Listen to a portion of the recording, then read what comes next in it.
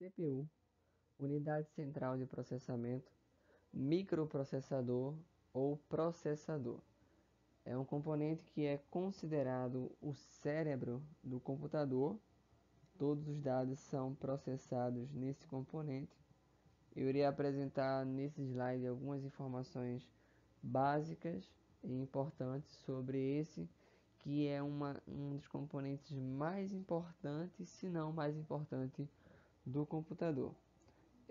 No caso do processador, ele é central no sistema, né? Todas as informações trafegam, passam necessariamente por esse componente, o processador. Eu irei apresentar a divisão lógica. Antes eu vou ler essa definição aqui. A CPU tem como função principal unificar todo o sistema controlando as funções realizadas em cada unidade funcional. É responsável pela execução de todos os programas, que obrigatoriamente deverão estar armazenados na memória principal. Então, a leitura dessas instruções, nesses programas, eles são lidos justamente no processador.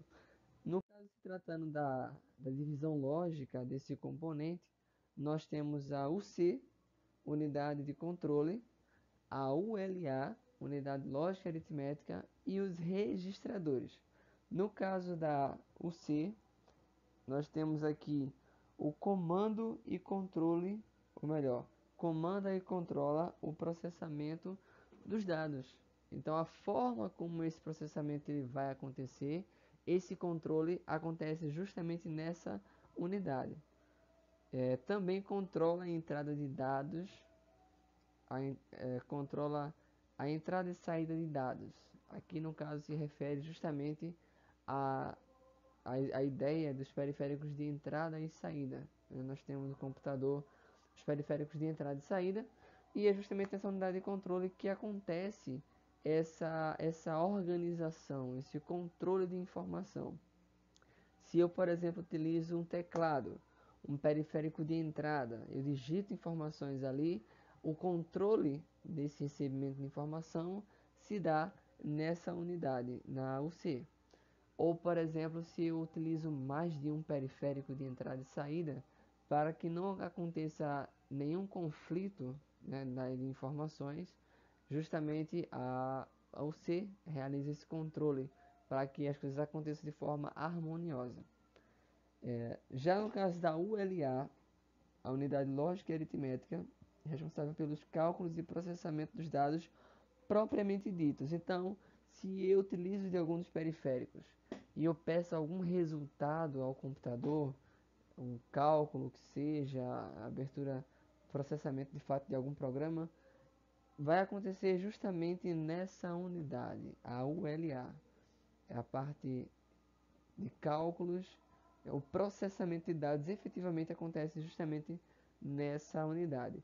E aproveitando o gancho, né, nós temos os registradores, são memórias voláteis, pequenas, são pequenas porções de memória, na realidade, mas a memória é considerada a memória mais rápida do computador, mais até mesmo do que a própria memória cache.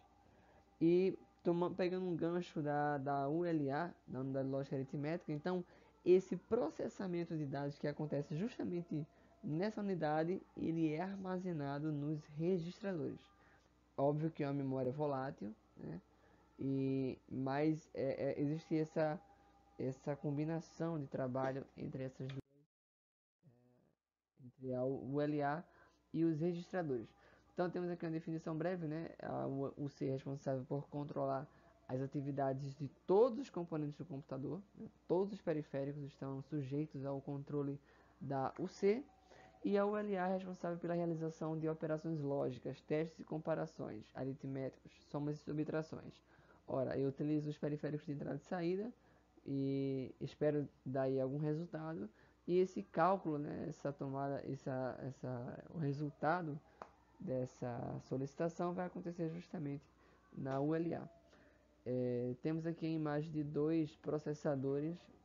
Existem outras marcas de processadores, mas as mais conhecidas, né, as principais no mercado, a AMD e a Intel.